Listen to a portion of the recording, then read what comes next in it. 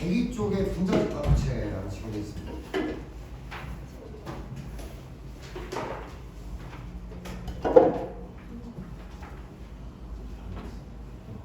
자, 이거는 이제 포인트를 잘 보셨으면 될 것 같은데, 제가 아까 말씀드렸던 것만 좀 잊지 말게. PCR 지문을 이렇게 읽었으면 PCR이 뭔지 정의 정도 기억이 나고, 두 번째 줄에 사이클 나와요, 안 나와요? 사이클 나오죠. 이게 하나의 이중가닥이 두 개의 이중가닥이 되는 과정이다. 이게 왜 이렇게 되는 건지 정의하고 연동해서 알겠다. 실전에 머리에 남은 건 이거예요. 읽으면서 납득이 되는 거랑 머리에 남는 건 좀 달라요. 이 정도가 남는 거고, 그 다음에 실시간이냐 전통이냐 차이점이 나왔잖아요. 이것들이 좀 보였어야 돼요. 머리에 다 남지 않더라고요. 그 차이점들이 한 번은 인지가 됐어야 돼요. 그리고 아까 형광물질 두 개가 충돌한 거 맞죠? 기억하기는? 이 두 개의 결정적 차이 정도가 이해가 됐고, 요 정도예요. 요 정도를 읽고 지문, 문제로 들어간다. 요 정도로 생각하면 됩니다. 나머지는 어차피 과학기술은 판독을 다 해야 돼요. 아다르고 어다르고, 우리가 상위 개념, 하위 개념, 또 국어적으로 중요한 막 일정 수준, 막 이런 것들을 봐야 되는데, 한 번 읽고 선지가 그냥 풀린다? 거의 없죠. 단 이런 거 우리가 딱 머리에 남긴 걸 이용한 선지들은 바로 소거해야겠죠. 그 정도 느낌들을 만들어 간다라고 생각하면 돼요. 그래서 과학기술은 크게 읽는다는 약간 이런 느낌이다.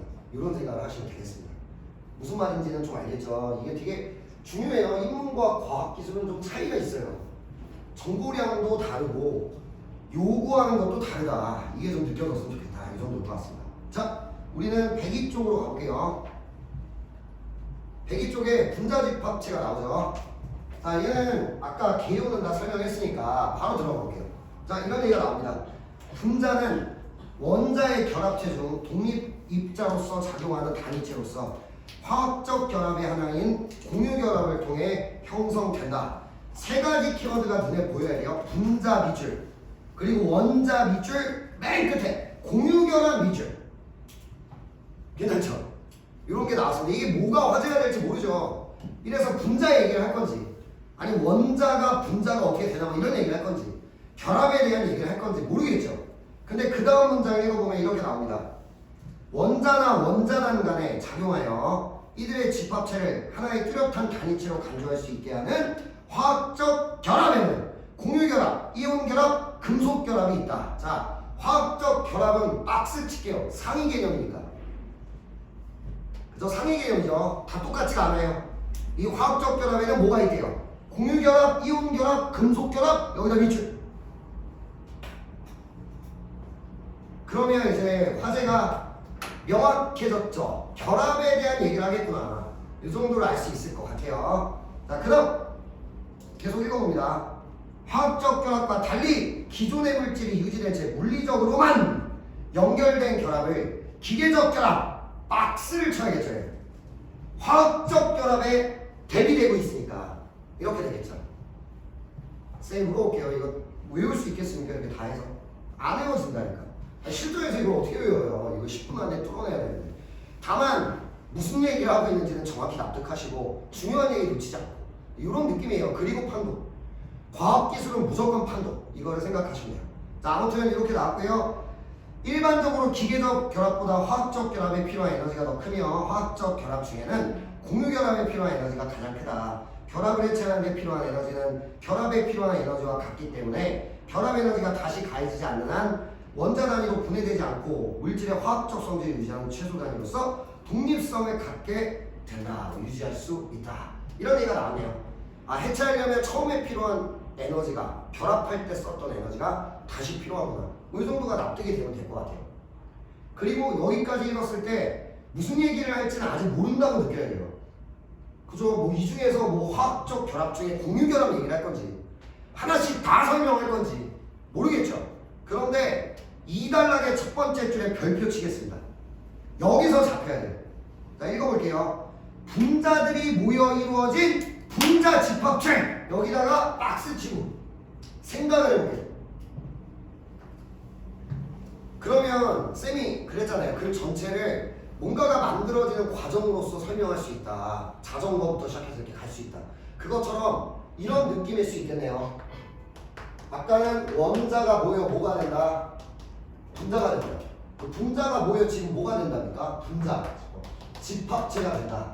이거를 여러분께서 지금 단락을 끌어가는 질서로서 보셨어야 된다. 이것만 생각했으면 돼요. 하나하나는 머리에 안 들어가잖아. 이 얘기가. 근데 우리가 알고 있지만 얘는 결합에 대한 얘기잖아요. 결합에 대한 얘기죠. 우리가 예상한 게 맞다면 아직은 몰라요. 여기까지만 가지고도 알 수 없죠. 근데 지금까지 보인 질서는 이거밖에 없다는 거야. 그러면 이 정도. 자, 다시 2단락의 첫 번째 줄. 분자 집합체 중 일부는 분자 간의 위치나 연결 방식의 특성으로 인해 발생하는 위상학적 상관관계를 이용한 기계적 결합을 통해 만들어진다. 밑줄 기계적 결합. 끌어와야 돼요, 말아야 돼요? 끌어와야죠. 기계적 결합 쳐다보시죠. 아, 이거네요. 용어 정리가 이렇게 돼 있었죠. 화학 결합과 기계적 결합이 있었고, 그죠? 화학 결합에는 공유 결합, 이온 결합 하나 더 있었던 것 같은데요. 아, 저 금속 결합. 이런 애가 있었다고 돼 있었잖아요. 이 중에 누구를 끌어오고 있어요? 아, 기계적 결합이구나. 이렇게. 이런 얘기를 해 가겠구나 라는 게 여기서 좀 납득이 됐으면 좋았겠다. 선생님이 물어볼게요. 이거 궁금해야 돼, 말아야 돼? 궁금해야지. 그럼 아까 뭐였을까요? 1단락의 첫 번째 줄을 지금 볼게요. 무슨 결합인데요, 원자는? 공유결합이었구나. 이 정도가 될 것 같습니다. 괜찮습니까? 그럼 이 용어 정리를 해준 이유가 있었네. 이 결합을 설명해 가는데 이 용어들이 필요했던 거네 라는 그런 질서를 읽어낼 수가 있죠. 그러면 이제는 기억 싸움이 아니라 정리를 해가는 싸움이라고 했어요. 중요한 걸 놓치지 않으면서 조금 더 읽어보겠습니다. 자, 다시 2단락으로 왔습니다. 세 번째 줄. 이 기계적 결합을 끊기 위해서는 개별 분자의 공유 결합을 해체해야 한다. 칠판 볼까요? 여러분, 개별 분자는 이거죠. 분자는 무슨 결합으로 이루어져 있어요? 아, 이걸 깨려면 이걸 깨야 된다. 이 얘기네요. 이해되겠습니까? 아, 이렇게 되는 거구나 라는 걸 납득할 수 있죠. 자, 좀 더 읽어볼게요. 끌어오고 있어요, 용어 정리를. 자, 따라서 이러한 분자 집합체는 분자 수준의 독립성을 지녔다 볼 수 있다. 자, 보세요.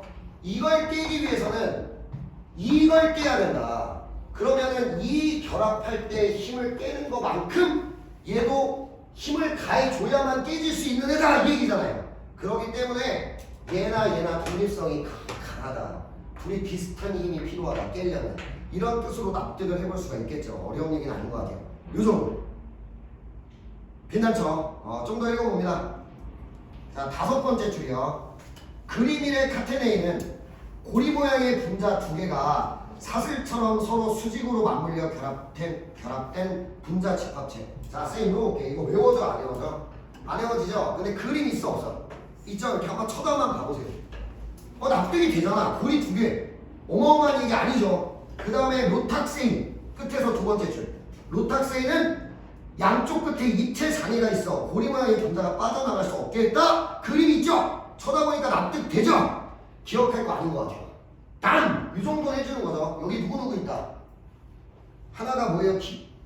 카테네인. 이름이 어렵죠? 로탁세인. 이 두 가지가 있다는 거는 밑줄 볼게요. 이 정도가 여기까지 우리가 하네요. 자, 정리해볼게요. 정리해봅니다. 여기까지 읽었을 때 우리 머리에 남을 것. 자, 이 글은 지금 원자에서 분자에서 분자 집합체로 글을 쓰고 있다. 무슨 결합합니까? 공유결합, 기계적 결합. 이걸 깨려면 뭐 이거 깨는 것만큼 어렵다. 이런 얘기가 대충 있었던 것 같고 몇 개를 소개하고 있어요? 두 개. 어떻게 생겼는지 이따 와서 보겠다. 그래. 여기까지가 실전에서 1도요. 이렇게 가는 거죠 지금.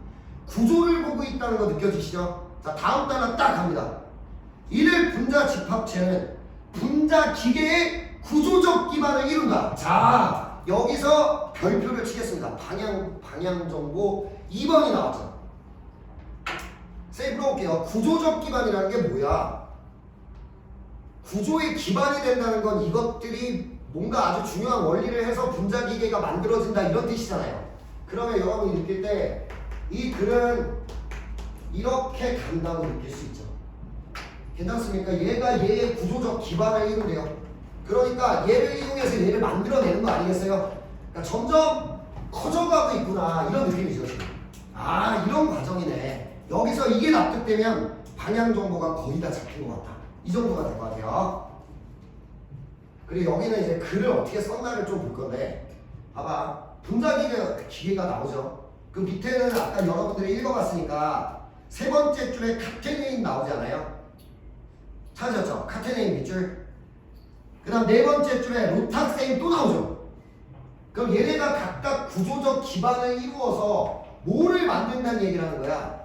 분자기계를 만든다는 얘기 맞죠? 근데 이걸 나누기 전에 3단락의 첫 번째 줄 분자기계는 찾았나요? 괄호 열게요.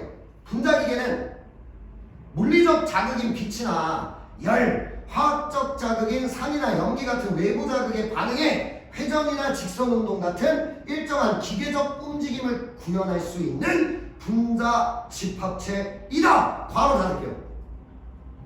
쌤이 물어볼게요. 분자기계 설명했어 안 했어?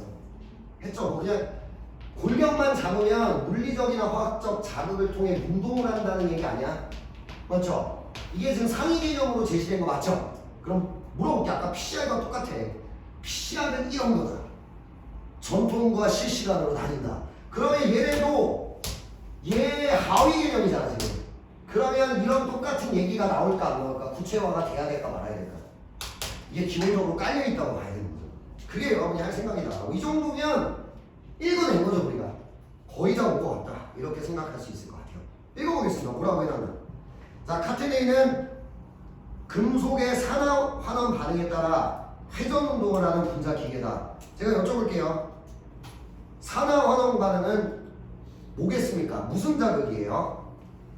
세 번째 줄에 나오는데 산이나 연기 같은 외부 자극이 화학적 자극 맞았죠? 첫 번째 줄 끝부분에 나와 있어요.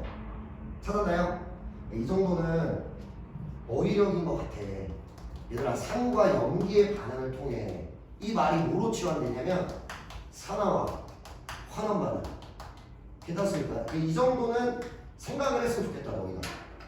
이것까지 자세하게 설명할 것 같진 않아요. 평가원이라 하더라도. 이건 사관학교 지문이긴 하잖아요. 괜찮습니까? 이걸 생각해보세요. 우리가 어떤 물질에 산을 집어넣으면 산성이 되는 거 맞죠? 그게 바로 산화 반응. 근데 연기를 집어넣어서 산과 연기의 중성을 맞춰주면 환원시켰다.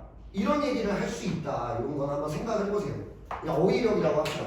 여기서 산화환원 반응이라고 하는 게 화학적 자극이죠. 그럼 얘는 이런 얘기네요. 카테네인은 무슨 자극을 받는 거예요? 화학적 자극 맞죠? 자, 이걸 통해 회전 운동을 한다. 이렇게 말하고 있죠. 회전 운동을 한다. 여기까지 괜찮죠? 자, 그 다음을 읽어보겠습니다. 로탁세인이요. 로탁세인은 사각형 고리가 축의 특정한 자리에서 결합하면서 좌우로 직선 운동을 하는 분자기계인 분자 셔틀의 기본 구조를 이룬다. 분자 셔틀의 축에는 고리와 상호작용할 수 있는 결합자리 1과 2가 있다. 자, 그림 쳐다볼게요. 거기 밑에 그림 2번 나오죠? 그래, 이 모양을 설명한 거잖아. 이걸 기억할 필요는 없겠죠. 이따 오면 되니까. 버텨줄 수 있겠죠? 자리 1번과 2번이 어딘지도 알려줬잖아. 이따 그림을 참고해서 보면 될 것 같다. 이렇게 생겼구나. 이 정도가 될 것 같아요. 계속 읽어봅니다. 아, 근데 네 번째 줄에 무슨 운동을 한다고 나와요? 네 번째 줄에 직선 운동은 잡아줘야겠지. 왜냐면 아까는 회전 운동이었잖아요. 얘는 직선 운동을 한다는 거 정도. 그리고 얘 이름이 분자 기계 중에서도 분자 셔틀이라는 이름을 갖고 있구나. 이 정도는 인지를 해 갈 수 있겠죠. 괜찮습니까? 근데 지금 완급 조절을 어떻게 하는지 잘 보세요. 자, 계속 읽어봅니다. 자, A부터 읽어볼게요. A. 분자 셔틀의 축에는 고리와 상호작용할 수 있는 결합자리 1과 2가 있다. 그 다음 줄 A와 같이 그림 쳐다봐야죠. A와 같이 고리가 결합자리 1에 있을 확률이 2에 있을 확률보다 높다. 외부에서 브랜스테드 맞죠? 브랜스테드 롤이 산을 넣어. 여기 산에다 밑줄. 산을 넣은 거 맞죠? 산을 넣어서 결합자리를 양성자화하면 결합자리 1과 고리 사이에 정전기적 반발력이 생기면서 고리와의 친화도가 산성 상태에서 더 큰 결합자리 2로 결합자리 1이 있던 고리가 이동하여 2의 B와 같은 상태가 된다. 아 이거 쳐다보세요. 그림. 거기 산이라고 써놨어 안 써놨어? 얼마나 친절해요. 이거 읽을 게 없었던 거지 사실은. 아 1번에서 산을 넣으면 2번으로 간다는 얘기네요. 그럼 우리가 느낄 거 무슨 자극입니까? 화학적 자극. 괜찮습니까? 그러면 머리에 넣을 게 없어요 지금. 이따 와서 보면 돼. 그림에다 그려져 있구만 뭐. 화학적 자극을 통해 직선 운동한다가 골격이 되는 거죠. 나머지는 그림을 통해 파악을 충분히 할 수 있게 만들어놨어요. 이 정도. 괜찮습니까? 여기까지죠. 자, 좀 더 읽어보면 나머지는 염기를 넣어서 중화시키면 돌아오고 끝에서 세 번째 줄 같은 단락 세 번째 줄 끝에서 분자 엘리베이터 밑줄 그 다음에 인공근육 밑줄 자 요런 데다가 쓴다. 여기까지 읽으면 다 읽으면 자 여기까지 머리에 들 거예요. 1단락에서는 용어 정리가 있었던 거 맞죠? 무슨 결합이 있나? 그러면서 어떻게 하고 있어요? 원자에서 분자는 공유결합을 했고 분자에서 분자 집합체는 무슨 결합을 했죠? 기계적 결합을 했죠? 근데 이게 두 개가 있는데 다음 단위인 분자 기계 얘가 구조적 기반이 된 분자 기계 여기서 설명하는 승부는 자극을 통해 운동을 한다는 거예요. 그래서 얘는 카테네인은 화학적 자극을 통해 회전으로 얘 로탁세인은 화학적 자극을 통해 직선으로 이거 읽어내고 세부적인 모양과 형태는 이따 오자 그림까지 그려져 있잖아 이렇게 생각하셨어야 해요. 이게 우리가 읽어야 되는 큰 골격이다. 괜찮습니까? 이 정도는 읽어줬어야 해요. 내가 이걸 왜 읽었어요 근데? 이게 중요한 얘기잖아. 우리가 뭐 이거 지금 로탁세인 공부하자는 거 아니잖아요. 제가 왜 이걸 잡았을까요? 이 얘기가 먼저 나왔기 때문이야. 상위 개념에서 이거 설명해줬어요 안 해줬어요? 해줬죠? 그럼 이 원리가 구현될 거라고 생각했기 때문이에요. 알겠습니까?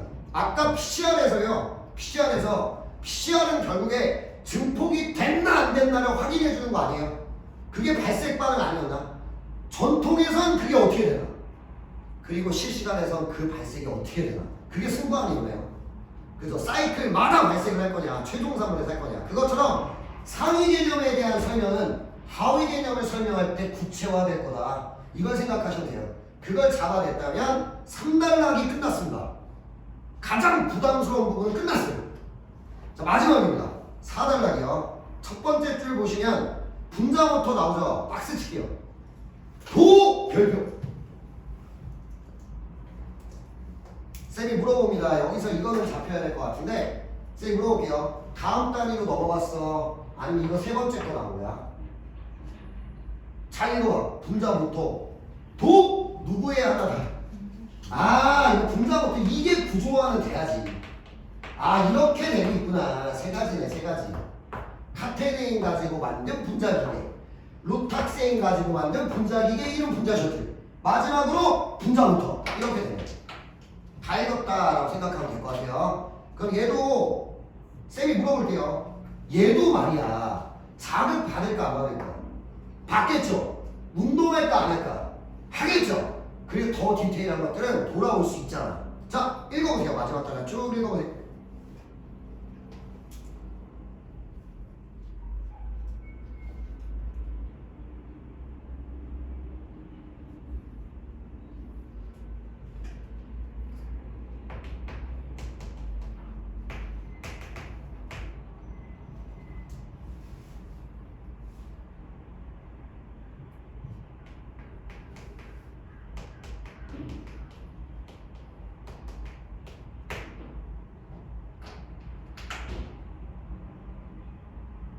얘들아 여기 나오는 모든 용어를 우리가 다 알 수 없어. 이해할 필요도 없고. 근데 단 중요한 건 얘는 어떤 자극을 줘요? 자외선 아닌가요?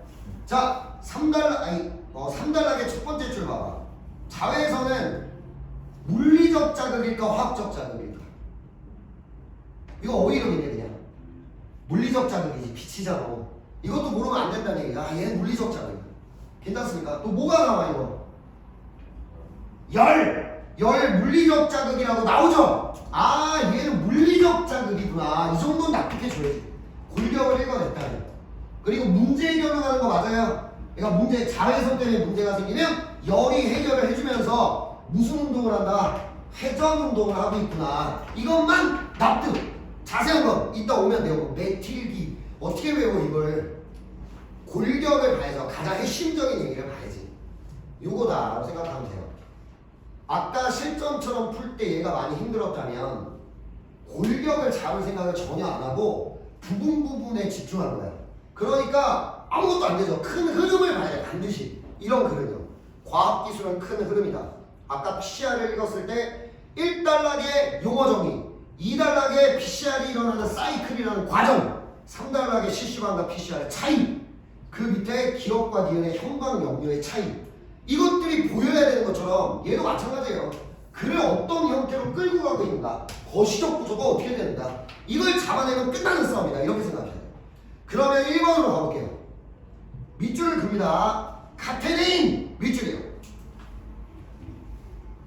자, 1번 선지는 이렇게 쓰겠습니다. 구조라고 써줄래요? 1번 선지 구조. 여러분 이거는 구조를 못 보면 절대 풀 수 없었어요. 쌤 말 들어볼게요. 여러분 카테네인은 뭐였어요? 분자집합체 맞죠? 어떤 결합으로 만들어졌죠? 기계적 결합. 근데 이건 누구로 이루어져 있어요?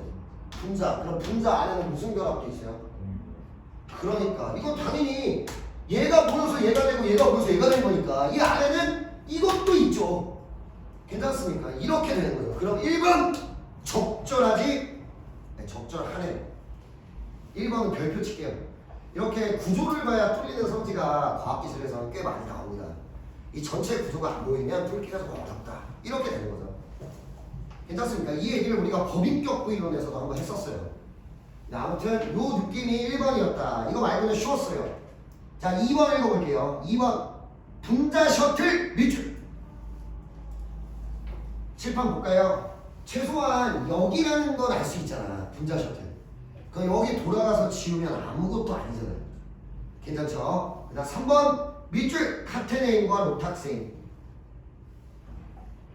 세 말 들어볼게요. 이 3번은 이렇게 쓰자. 중심 정보로 썼다고 봐야 돼. 맞아 얘들아. 분자 기계는 자극을 받아 운동하는 애다가 중심 정보였죠.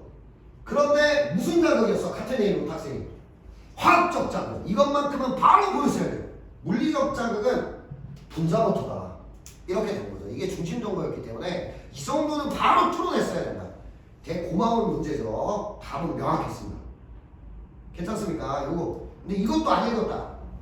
이게 3번을 읽고 이런 것도 있었나? 이렇게 된다면 뭘 못 읽은 건지를 알고 가야 되잖아. 실전에서. 이거야 이거야. 상위 개념을 설명하고 하위 개념으로 내려가면 상위 개념을 설명한 게 골격이 될 거야. 그래서 구체화를 할 거야.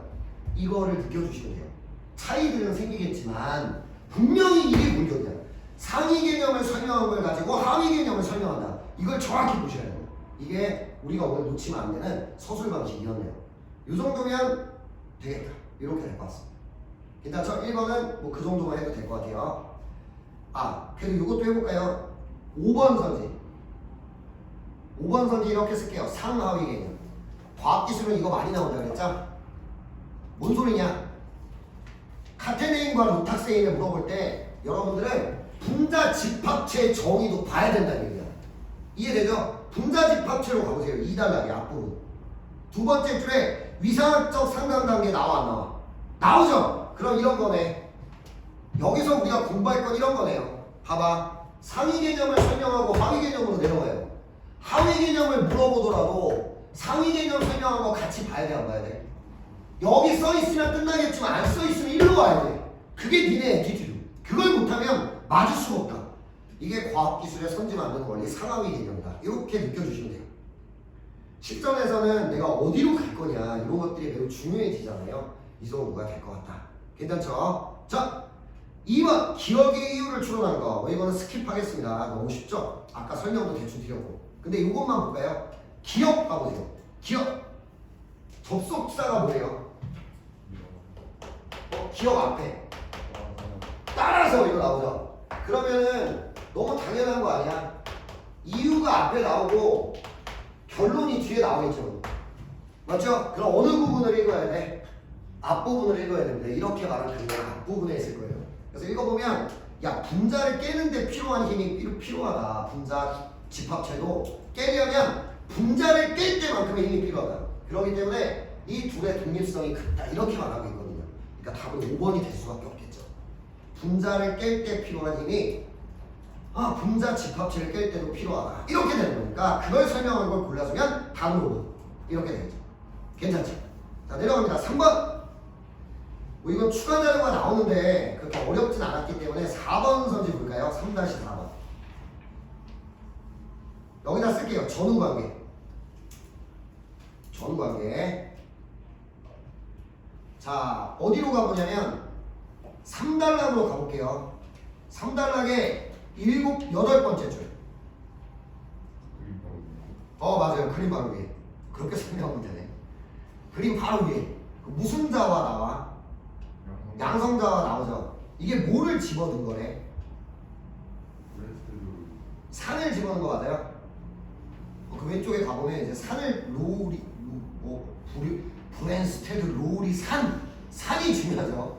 이걸 집어넣어서 양성자화를 먼저 했죠? 그럼 뭐가 일어나게? 정적기적 반발이요. 순서가 있죠. 과학기술은 항상 순서가 있을 때가 많잖아. 근데 4번 선지는 어떻게 돼 있어요? 네, 양성자의 이동이라는 게 여기서 말하는 양성자화가 될 텐데 보기에 의거하여. 그런데 순서가 바뀐 거 맞아요? 네, 답은 4번이 명확하네요. 양성자의 이동은 보기에 의거하여 양성자화하고 연결할 수 있고요. 정전기적 반발력과 양성자화가 누가 먼저 일어나는가로 선지가 지워진다. 이거는 이제 평가원에서도 많이 만들었던 전후관계다. 이렇게 볼 수 있겠네요. 자, 한 장 넘겨보자. 4번. 이것도 일치 문제라서 사실상 이것만 하면 될 것 같지 않냐? 여기 가나다라 나오죠? 이렇게 나오죠? 여러분이 잡아줬어야 되는 건 가에서 나로 갈 때 이것만 써둘게요. 자외선이 가에서 쓸 거죠. 이걸 끌어오는 거야, 지문은. 괜찮습니까? 알았어. 그림을 봐봐, 얘들아. 가에서 나로 갈 때 애새끼 까만 새끼 보니까 180도 쳐 돌았어요, 안 돌았어요? 돌았죠. 돌았지. 그럼 다시 4단락 가보세요. 위에서 네 번째 줄. 위에서 네 번째 줄 끝부분. 자외선 파장에 노출되면 분자 하나가 어떻게 된다? 180도 회전한다. 이렇게 나오잖아. 그러면 이 그림 보면서 하는 건 가에서 나로 갈 때 자외선이 가에서구나. 이거죠. 그럼 얘는 문제가 생겼구나. 괜찮아요? 그러면 나에서 다로 갈 때는 애가 회전했어. 그대로 있어 지금. 그대로 있죠. 그러니까 여기가 열이겠다. 이렇게 되는 거예요. 괜찮습니까? 네. 그럼 여기서 다에서 라 봐봐. 180도 돌아요, 안 돌아요? 돌아요. 여기 자외선. 이걸로 뚫으라 이렇게 연결만 하면 다 뚫려 문제가. 마지막으로 이렇게 될 때는 뭐겠어요? 이제? 열을 가해서 이제 원래대로 돌아온다. 이렇게 말할 거야. 끝! 이렇게 연결하면 이제 문제 다 풀립니다. 일치거든요. 이 정도만 해줬으면 될 것 같다. 이건 과정을 그려주는 그림과 매치업만 해줘라. 이런 뜻이구나. 180도 회전이 포인트였던 것 같아. 이 정도 읽으면 여기서 건질 거 다 던졌습니다. 자, 정리해볼게요. 뭐 선지 뚫는 원리는 PCR이랑 똑같잖아요, 지금. 오히려 난이도는 얘가 더 낮아요, 지금. 선지의 난이도는 PCR이 훨씬 세고. 전체적인 구조도 얘가 더 예쁘죠. 얘는 이 큰 구조를 보냐 못 보냐 1번. 두 번째, 아까 상위 개념을 설명하고 하위 개념으로 내려가면 그 상위 개념에 대한 설명이 어떻게 구체화가 되는가의 싸움이다. 그럼 밑에 것들은 좀 다르겠지만 분명히 얘가 골격이 돼서 설명할 거다. 이걸 기억해주면 돼요. PCR을 설명하고 실시간 PCR로 내려가면 PCR에 대한 설명이 골격이 될 수밖에 없는 것과 똑같다. 그걸 생각을 하시면 여기를 어떻게 읽어야 되는가, 이게 좀 잡히지 않았을까? 이 정도였을 것 같아요. 그래서 실전이었다면 모든 걸 기억하는 건 불가능하다. 골격을 뽑아내고 가라. 이게 우리가 여기서 해야 될 얘기였던 것 같습니다. 괜찮죠? 네, 이 정도. 그러면 독서에서 해드릴 얘기는 다 된 것 같습니다. 오늘은 컨셉이 과학기술이었어요. 그래서 과학기술에서 특히 기술이 나왔을 때는 과정이 나올 확률이 아주 많다. 그걸 어떻게 볼 거냐? 그게 오늘 해야 되는 독서에서의 이야기였다. 이 정도를 생각하시면 되겠습니다. 할 수 있겠죠? 좋습니다. 자, 이제 문항으로 갈게요.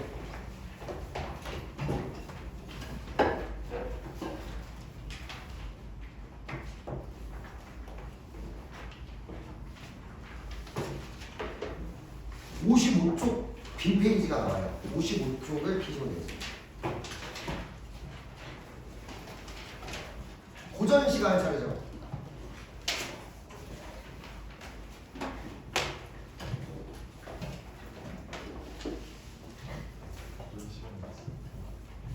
재밌을 거예요. 고전 시가가 문학에서 가장 확실성이 강해요. 그러니까 약간 현대시는 우리가 지난주까지 얘기를 했지만 정서 추론 아닌가요? 그래서 방향성에서 크게 벗어나지 않고 그냥 돌아. 막 이런 얘기를 했잖아요. 근데 고전 시간은 조금 공부해야 될 건 좀 더 많지만 그렇지만 되게 명확해요 사실. 현대시보다는 좀 정확하다라고 느낄 수 있는 그런 파트다. 자 어쨌든 고전 시간 우리 페이지에 필기를 해볼게요.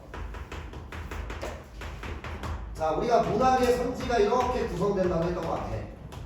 일치를 묻는 부분과 정서, 태도, 또 어떨 때는 인식, 뭘 인식하냐, 또는 어떤 분위기냐, 이런 것들을 추론해라. 이렇게 두 가지죠. 그래서 문학의 선지는 항상 두 개입니다. 우리한테 요구하는 게 일치. 이거 맞냐? 지문에 이거 그대로 써 있는 거 맞냐? 요거 하나. 두 번째는 추론. 이 상황이면 이걸 느끼는 게 맞냐? 이걸 묻는 거죠. 현대시랑 똑같은데 쌤이 그랬죠. 현대시는 일치가 세요 안 세요? 절대 안 세다. 현대시는 추론의 싸움이다. 이렇게 말했습니다. 예를 들어 현대시에 촛불 하나 이렇게 써 있는데 선지에 촛불 세 개. 이런 일은 없다고. 디테일한 일치를 봐야 되는 싸움은 아니야. 다만 이런 얘기를 했던 것 같아요. 현대시에서는 주체만 좀 똑바로 봐라. 주체. 누가 했는지를 잘 봐라. 그건 시에서 확인하실 수 있다. 누구 건지, 누가 했는지, 누가 느꼈는지 이거는 똑바로 봐라. 이렇게 말했습니다. 일치에서 현대시는 이것만 잘하면 된다. 근데 고전 시간은 일치 싸움이에요. 고전 시간은 주체뿐만 아니라 거의 모든 정보의 일치가 중요합니다. 이거를 생각하셔야 돼요. 고전 시간은 일치를 염두에 두고 풀어야 돼요. 무슨 말이냐? 이거는 좀 느껴보는 게 맞겠죠. 자, 우리 교재로 가서요.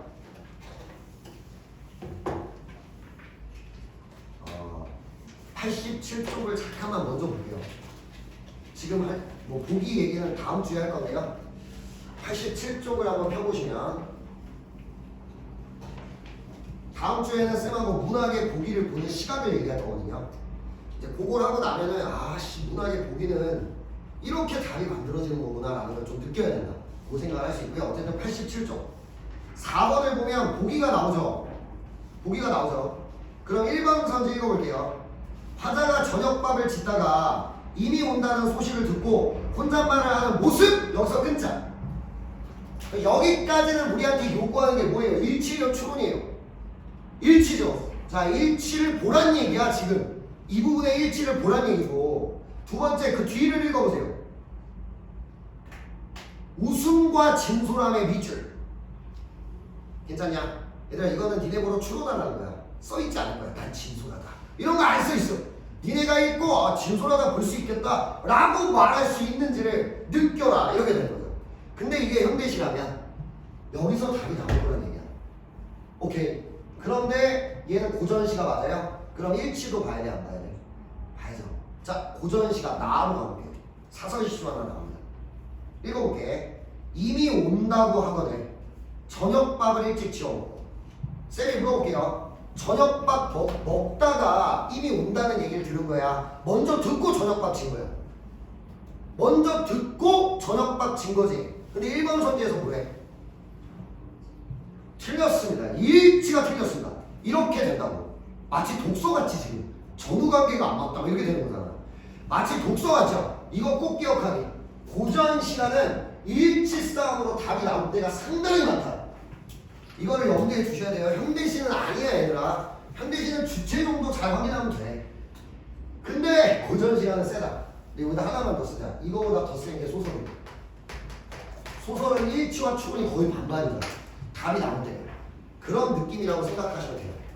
그러면 쌤이 물어볼게요. 우리 기본적으로 고전시가 풀 때는 아까 선지가 일치 부분과 초록 부분으로 나뉘잖아. 일치 확인 잘해야 돼요, 안 해야 돼요? 고전시가 잘해야 돼. 그걸 알고 있어야 돼. 처음부터 들어갈 때부터. 이게 안 돼 있으면 실전에서 못 본다. 이렇게 되는 거예요. 쌤아 이해되죠? 유작업니다. 다시 돌아올게요. 55쪽.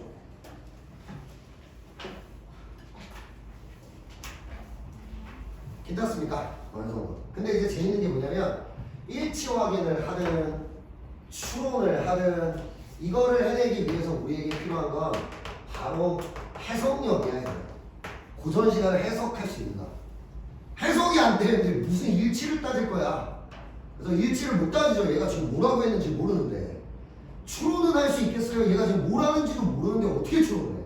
해석이 필요하고요. 두 번째가 관습적 의미를 잡아갈 줄 아셔야 된다.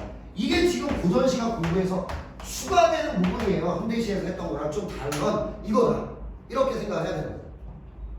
요거를 해내냐 못 해내냐의 싸움이다. 그럼 쌤하고 생각해보자. 고전 시간은 수능에는 어떻게 출제돼요? EBS 한 개. 일반적으로는 고전 시간 두 개에 고전 수필 하나. 이게 제일 많이 나오는 세트죠. 그랬을 때 EBS에서 한 개, 비연계 한 개. 이렇게 될 거야. 괜찮습니까? 그럼 우리는 공부를 할 때 말이야. 공부를 할 때 EBS 봐야 돼, 안 봐야 돼? 이건 당연히 봐야죠. 중요한 건 쌤하고 다 보겠지만 결국에 봐야죠. 이거 봐야죠. 봐야죠. 당연히 봐야죠. 만약에 EBS에 도전 시간가 이만큼인데 EBS에 요만큼 수록했어요. 이것만 봐야 돼? 다 봐야 돼? 다 봐야 돼. 왜냐면 연계는 여기서 할 거예요. EBS에서 있는 부분을 그대로 낸 적은 단 한 번도 없다. 다른 부분하고 같이 내든가 아예 다른 부분만 내든가 이렇게 연계를 할 거기 때문에 이건 이렇게 공부하면 돼. 그러면 잡을 수 있어요. 그래봤자 30개밖에 안 돼요. 지금 30개라고 하면 많다고 느끼겠지만 짧은 것도 있잖아. 시조, 세 줄짜리 이런 것도 있기 때문에 별로 안 돼요. 근데 문제는 예지. 얘를 뚫어내야 돼, 못 뚫어야 돼. 이걸 뚫어낼 수 있는 능력은 기출을 가지고 길러줘야 돼. 나한테 어떤 판단을 요구하는지 어떤 의미가 있는지 이런 걸 좀 잡아줘야 된다. 이게 우리 공부의 방향성이면 돼요. 고전 시간은 현대 시간 똑같다. 추론하면 된다. 일치 잘 보면 된다. 근데 이걸 잘하려면 이게 공부가 돼야 된다. 이거를 느껴줘야 되는 거. 이게 고전 시간이다. 이렇게 생각하면 될 것 같습니다. 어차피 쌤하고 EBS를 다 뜯어볼 거예요. 보시면서 이것도 볼 수 있게 계속적으로 우리가 노력을 할 거니까 충분히 해내실 수 있을 것 같다. 그럼 기출 가지고는 뭘 공부해야 되냐. 그 얘기를 오늘 이 교재를 가지고 우리가 하고 있다. 이렇게 생각하면 될 것 같아요. 괜찮으시죠? 네. 자, 그러면 마저 쓸게요 이제. 그러면 우리가 고전 시간을 공부할 때는 쌤은 보기를 꼭 봤으면 좋겠어요. 기출 분석할 때. 이건 실전에서도 봐야겠지만, 자, 기출을 분석할 때는요, 보기를 보면 총 4가지를 나눠볼 수 있어요. 보기의 종류. 첫 번째는 자연. 요게 나올 수 있고요. 이렇게 할까? 자연 배경. 자연을 배경으로 하는 보기가 나올 수 있고, 아니면 아예 뭐에 포커스를 맞출 수 있냐면 유교적 가치에 포커스를 맞추는 작품들도 있습니다. 보기 자체가. 세 번째는 유배 아시죠? 다음입니다. 그 다음 기행. 놀러 가는 거 아시죠? 기행. 그것도 아니면 현실 비판. 참 이런 것들이 포커스로 맞춰질 거야. 뭔지 모르지 우리가. 그다음 4번 평민과 여성의 포커스가 맞춰질 때가 있다. 우리 아까 읽어본 사설 시조는 평민의 포커스를 맞춘 거예요. 자, 이런 거죠. 이런 보기들을 보면서 너희가 해야 되는 생각. 만약에 자연의 보기가 나왔어요. 또는 유교의 보기가 나왔어요. 그럼 그때 나에게 어떤 추론을 요구하는가를 잘 보셔야 돼요. 기출을 분석할 때 하는 일은 이거다. 자, 이런 보기가 나오면 나한테 어떤 추론을 요구하고 있는가. 이것들을 봐나가는 게 우리가 해야 되는 공부다. 이렇게 생각하면 될 것 같아요. 니네가 느낄 건 1번과 2번이 수능의 80%예요. 나머지는 20%야 사실. 근데 나오긴 나오니까 공부를 안 할 수가 없죠. 그렇긴 한데 거의 대부분 1번과 2번으로 수능은 8할이 출제되고 있다. 그 중에서도 누가 더 많냐? 압도적으로 자연 배경이 많아요. 그래서 수능 전체 10개다 수능이 10번을 10년 동안 봤다. 그러면 6번은 자연이라고 봐도 무방합니다. 그 정도로 자연이 매우 중요하고요. 그다음 유교적 가치 중요하고 이것들도 한 번쯤은 다 나왔던 애들이거든요. 6, 9편까지 다 뜯어보면 나오는 애들이기 때문에 무시를 해버릴 수가 없을 것 같아요. 단 EBS 베이스로 좀 본다. 밑에 것들은 이런 느낌이면 훌륭하지 않을까 이렇게 생각하면 되겠습니다. 괜찮으시죠? 이게 우리가 할 일이다. 기출 공부하면서 꼭 보기를 볼게요. 보기를 보면서 컨셉을 어디다 잡고 나오냐. 여기다 잡았을 때 나한테 뭘 묻느냐. 이런 것들을 잘 봐야 돼. 왜냐하면 컨셉, 포커스가 일정할 수밖에 없는 게 고전시간이에요. 현대시는 주제가 다채롭잖아. 근데 고전시간은 안 다채로워. 그래서 포커스를 맞추는 게 좀 정해져 있다. 이런 느낌이면 충분하지 않을까 싶습니다. 괜찮으시죠? 그래서 오늘 쌤하고 할 얘기는요, 자연 배경에 대한 얘기. 이게 우리가 민터 때 좀 했던 얘기인데 요거를 좀 구체화를 한다 이렇게 생각하시면 될 것 같아요. 자, 쌤하고 이제 공부를 해볼게요. 해석을 위한 공부 이런 생각이 들 것 같아요. 자, 우리의 조선시대 4대부들 뭐 쉽게 말하면 양반이죠. 얘네들은 자연을 볼 때요, 자연을 볼 때 크게 세 가지 관점이 존재합니다. 이거를 알면 돼요. 세 가지 관점이 존재해요. 자연을 바라볼 때의 관점 뭐라고 생각하면 되냐면 수능의 출제 포인트, 어디다 포인트를 맞춰서 출제하는가를 잘 보시면 되는데 크게 세 가지를 물어볼 거예요. 첫 번째는 뭐냐면 이 용어는 기억나야 되는데 심리적이 무슨 말이죠? 그냥 이거 미만 보면 돼. 미만. 마음으로 아름다움을 느낀다 이런 얘기야. 쌤이 예를 들어서 눈 덮인 한라산을 보면서 아 씨발 열나 예쁘다. 무슨 관점? 심리적 관점. 아 나 여기 하와이에 누워가지고 에메랄드 아 너무 좋다. 만족스러워. 심리적 관점. 이런 느낌이에요. 그러니까 이거는 약간 즐기는 이라는 말과 어우러질 것 같아. 그러면 얘들아 현대시하고 다른 것들이 보이기 시작할 거예요. 자연을 쫙 기출 분석을 하다 보면 좀 다른 게 보일 거야. 심리적 관점에서 우리한테 추론을 요구하는 정서들이 현대시의 그것과는 달라요. 어떤 게 나오냐? 막 이런 거 있잖아. 안분지요. 이런 게 나오고요. 무라일체 하나됨 막 이런 게 나오고요. 아니면 우리 술 한잔 하는 거 뭐라고 해요? 풍류, 다른 말로 금취 막 이런 게 나오지. 괜찮습니까? 이런 거는 현대시에는 안 나오잖아. 현대시에다가 풍류 이게 안 나오잖아요. 이런 게 고전 시가에서 요구되는 정서 추론이구나. 이런 걸 느껴가야 되는 거지 우리가. 그럼 이것만 있냐? 그것도 아니죠. 풍류에서 끝나는 게 아니라 야 나는 자연이 너무 좋아서 욕심 없어. 뭐 이거는 심리라고 보냐 안 보냐는 조금 이견이 갈릴 것 같은데 그게 크게 중요하지 않아서요. 이런 것도 있을 것 같고. 괜찮습니까? 또 탈수록도 있을 것 같아요. 얘는 뭐랑 연결되는 거냐면 만족이랑 연결돼서 그냥 쌤이 심리에다 놓는 거예요. 나는 욕심이 없기 때문에 자연도 좋을까 안 좋을까? 좋은 거죠. 산나물만 먹어도 좋은 거야. 이런 거죠. 이런 느낌들이 출제가 되는 애가 바로 심리적 관점. 이렇게 될 것 같아요. 아, 뭐 하나만 더 쓸까요? 자부심. 뭐 이런 애가 있어. 야, 나는 자연을 즐기는 사람이야. 뭐 이런 자부심. 이런 것들이 현대시하고는 완전히 다른 정서 추론이 되겠죠. 그래서 쌤이 아까 말한 거야. 자연의 보기가 나오면 앞으로 뭐라고 여기다 포커스를 맞출 건지 보기를 읽어보면 나올 거예요. 아니면 두 번째 규범적 가치에 포커스를 맞출 겁니다. 규범적 가치가 뭐야? 이렇게 할까요? 배워야 할 가치.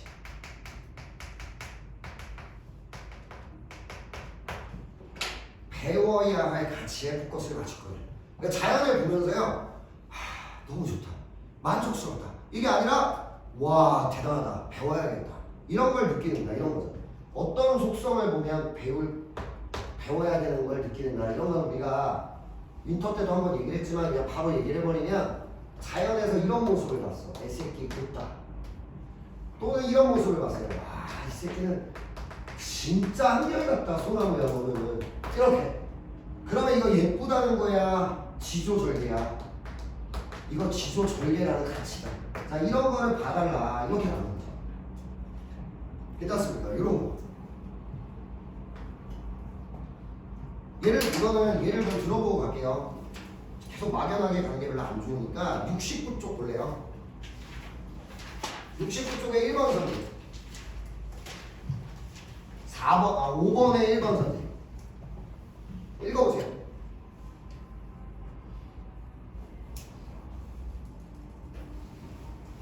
읽어봤죠? 쌤이 물어볼게. 얘들아 포인트가 뭔 거 같아? 이 앞에 혈망봉의 모습의 포인트. 얘 천만범이 지나도록 굽히지 않는다. 맞아요? 여기서 뭘 보라는 거야 지금?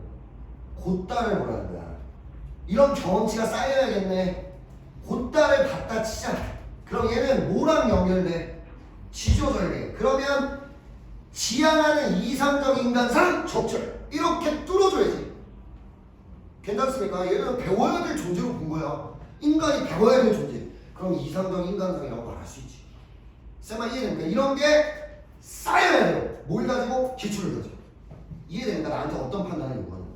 뭐라는 거야? 지금 사람한테 무슨 인간상이야? 이러면 안 된다. 요걸 느껴라. 이렇게 되는 거죠. 자 하나만 더 쓸게요. 이거 말고도 순수하고 깨끗한 이미지. 자 이런 데서도 배우죠. 시냇물아 넌 참 맑고 청아하구나.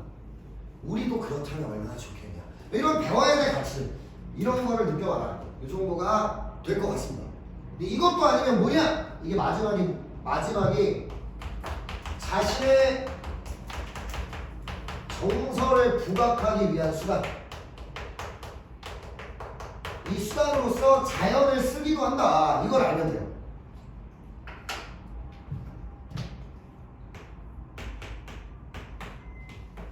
이게 네 가지가 있다고 이거 윈터 때도 한번 말씀을 드렸었는데 다시 한번 정리할게요. 봐봐 이런 거 있죠.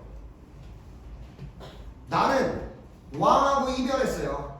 혼자 있어요? 안 있어요? 혼자 있죠. 좋아요? 안 좋아요? 너무 안 좋아. 근데 새새끼들은 지적이고 꽃들은 만개했다. 자연 좋아 안 좋아? 자연 좋죠. 그럼 그 자연을 왜 쓴 거야? 내가 안 좋다는 걸 부각하는 거야. 이렇게 되는 거야. 그러니까 나를 부각하기 위한 수단으로서 자연을 끌어당길 수 있다. 그 첫 번째가 대비되죠. 자연은 좋은데 난 안 좋아. 이거. 자연은 한결같은데 난 그렇지 못하거든. 이럴 때 나를 드러내는 수단으로서 자연을 쓸 수 있다. 이것도 있지 않아요? 비슷한 처지. 괜찮죠? 비슷한 처지. 자연을 딱 봤더니 새 새끼들이 암수가 서로 정다와. 근데 나도 지금 사랑에 빠졌어. 그럼 비슷해 안 비슷해? 비슷함으로써 나를 드러내는 거죠. 이렇게 될 것 같다. 이것도 아니면 감정이입이 있다고 했어요. 이 감정이입은 뒤에서 한번 설명할게요. 선지 나올 때. 이거 너무 중요하다고 했어요. 감정이입은 중요하다. 마지막으로 매개체가 있다고 했죠.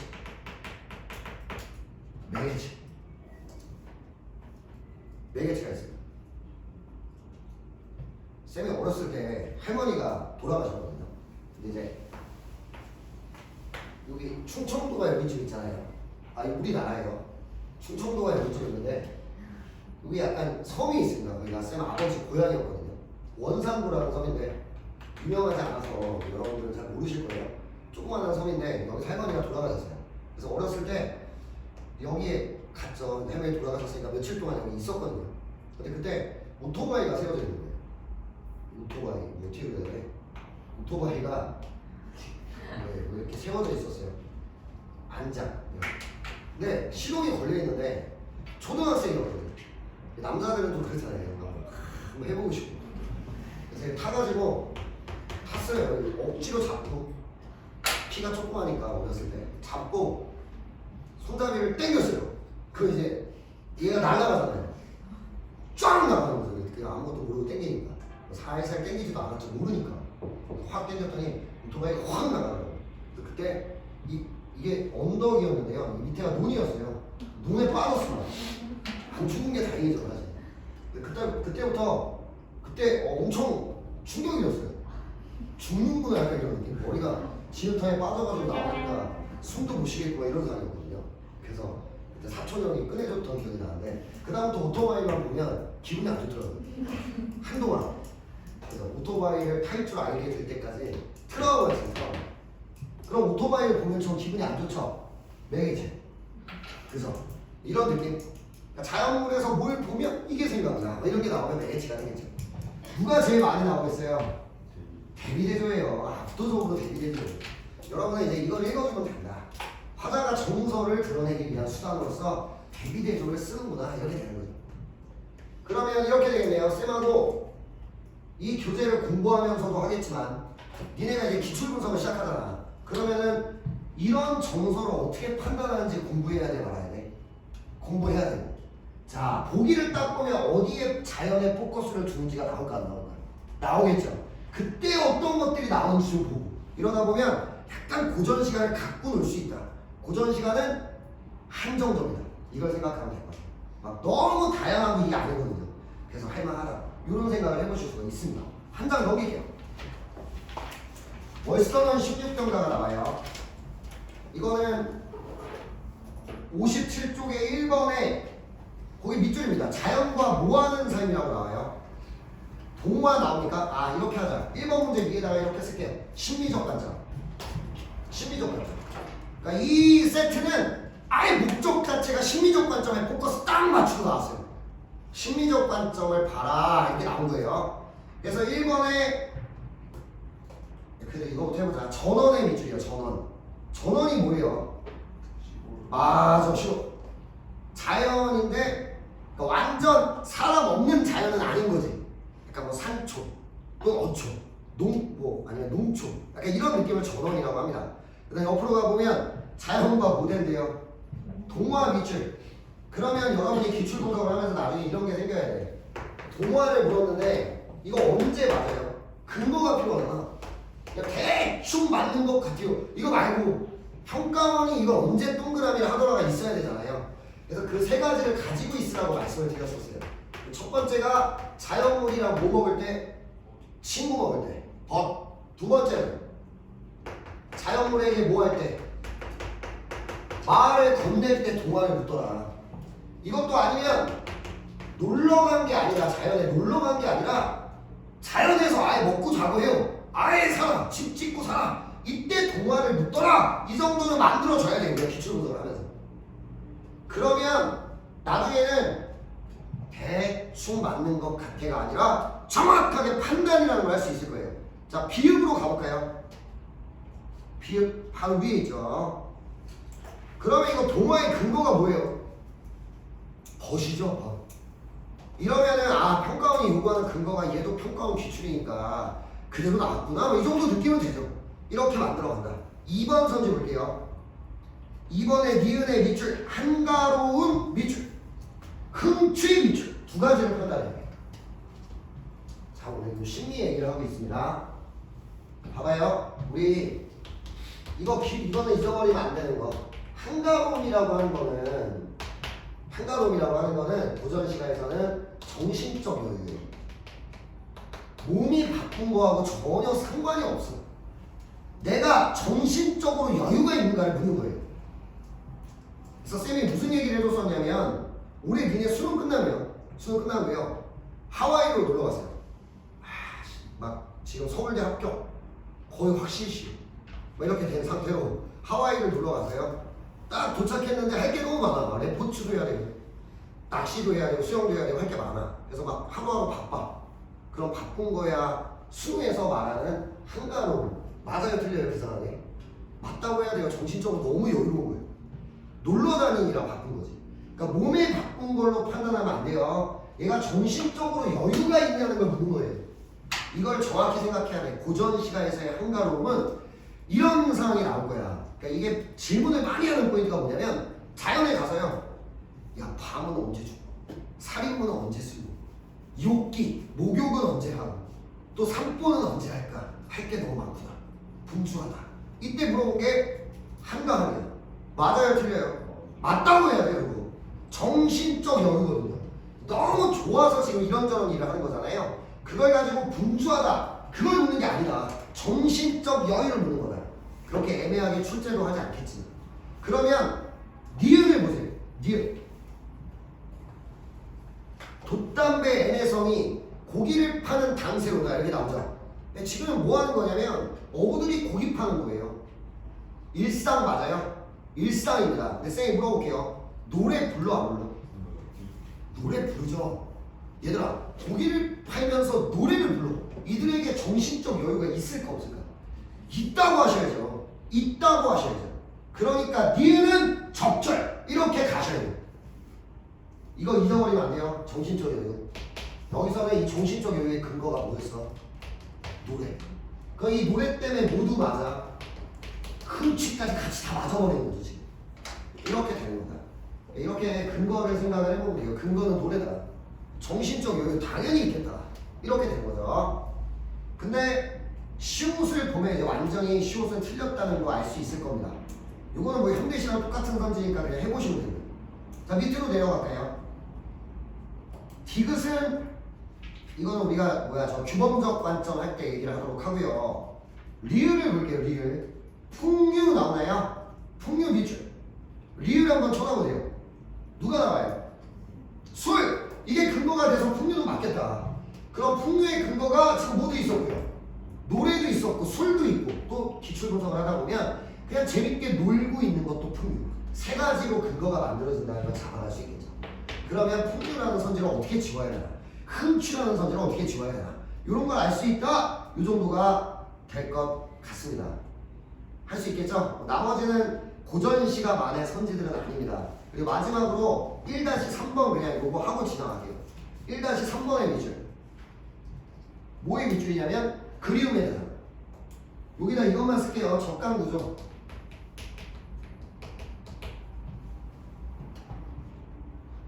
이거는 심리가 아니에요. 규범적 관점이라고 보는 게 좀 더 맞을 것 같은데 어쨌든 왕을 보는 거죠 지금. 우리 적강구조라는 건 이거잖아요.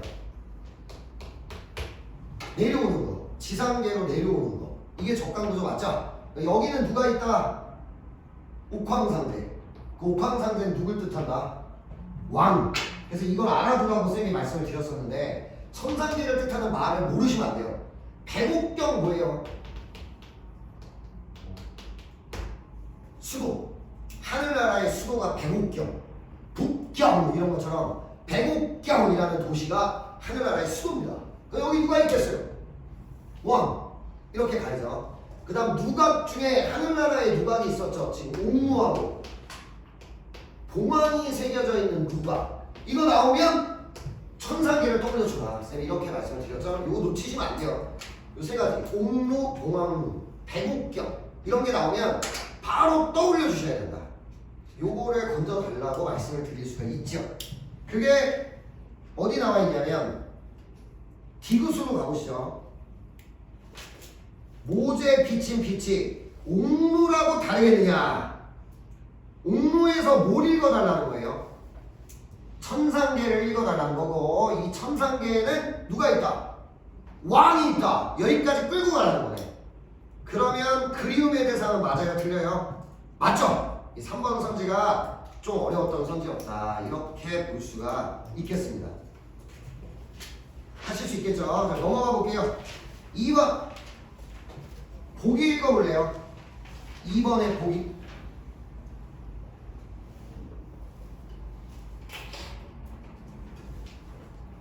쌤이 물어볼게요. 얘들아.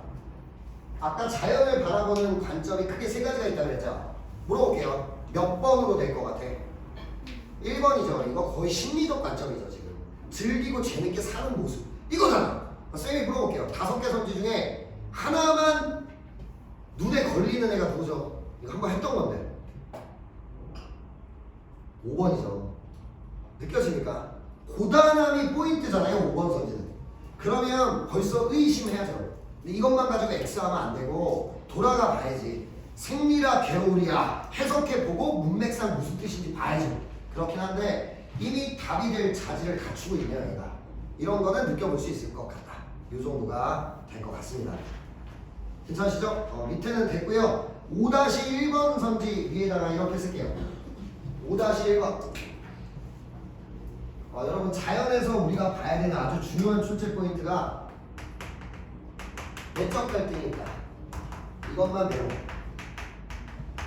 내적 갈등이 있어요. 무슨 내적 갈등을 하죠? 센스 있게 봐야 돼. 우리가 나중에 자연 배경의 시를 만났어요. 수능날. 근데 선지에 내적 갈등 이렇게 나와. 그럼 뭘 묻는 거예요? 맞아. 속세로 갈 거냐. 아니면 어디 있냐. 자연에 있을 거냐. 그냥. 요거다. 근데 꼭 기억해 줄게. 여기서 말하는 속세는 얘들아 부귀공명을 누리겠다는 아니야. 그죠? 같은 속세지만 부귀공명, 나 잘 먹고 잘 살겠다는 아니야. 그럼 누구를 위한 곳일까 이게? 왕 그리고 백성을 위한 곳으로서 정치 현실에 복귀하겠다. 속세는 맞지만 의도는 이거야. 부귀공명의 의도는 아니에요. 이 정도로 생각하면 되겠습니다. 이 두 가지를 고민하는 모습이 나올 때 내적 갈등. 그럼 쌤이 물어볼게요. 어느 한쪽으로 결정을 해버리면 뭐라고 말할까? 갈등의 해소 이렇게 되겠죠. 그래서 이게 해소되는가 안 되는가가 출제 포인트다. 여기까지 말하면 이 세트에서 드릴 말씀은 다 드린 것 같습니다. 괜찮죠? 요게 자연의 주제. 이런 식으로 기출 분석을 하는 거다. 요거를 생각하시면 될 것 같아요. 쌤이 홀수 스케줄표를 드릴 때 고전시가 자연의 주제를 먼저 들고 해요. 이거 먼저 해봐라. 그러면 하면서 오늘 쌤이랑 했던 것처럼 해봐야 돼요. 반드시. 그러면서 판단 근거를 잡아봐야 돼요. 야, 이런 상황에서 이 정서가 틀리구나. 이 정서가 맞구나. 이런 생각을 해보는 거. 그게 고전시가의 기출 분석이다. 이걸 생각하면 되겠습니다. 할 수 있겠죠? 네, 좋습니다. 여기서 끊어가도록 할게요. 다음 시간에는요, 이 고전 시간을 좀 빠르게 정리를 하고요. 학습하는 방향에 대한 얘기니까 빨리 마무리를 하고, 우리 81쪽, 2쪽 여기 가면은 보기접근법이 나오잖아요. 자, 이제 이게 우리가 해야 될 아주 중요한 얘기라고 생각합니다. 내일 보기를 보는 관점을 좀 만들게요. 다음 주에 그걸 하겠다라고 생각을 하면 되겠고요. 그리고 나서는 이제 산문문학 쪽으로 넘어간다. 이렇게 생각하면 되겠습니다. 자, 숙제 검사하는 거 나눠줄 테니까 조금만 기다려주세요.